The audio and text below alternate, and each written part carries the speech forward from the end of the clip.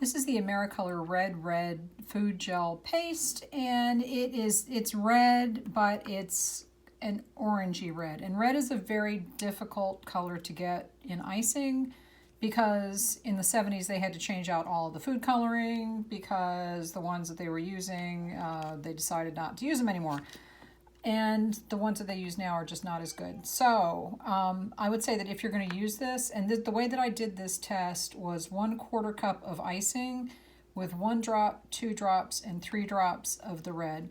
Make this ahead of time and let it sit overnight because it will get darker, and it definitely is a red color. It's very orange. It's not like a bright poinsettia type red. It's more, I don't even know. It's definitely red, but it has a lot of orange in it. And you can see the lighter version is kind of a coral, so it's like that. So I would leave this overnight, or you could add some blue to it to make it a little, to kind of counteract that orange a little bit.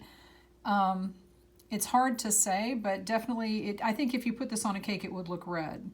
But it's an orangey red. It's not like a real blue red. So depending on what you're making, this might be good, or you might need the super red color, or you might just need to add a different color to this to give it that extra tint that you need.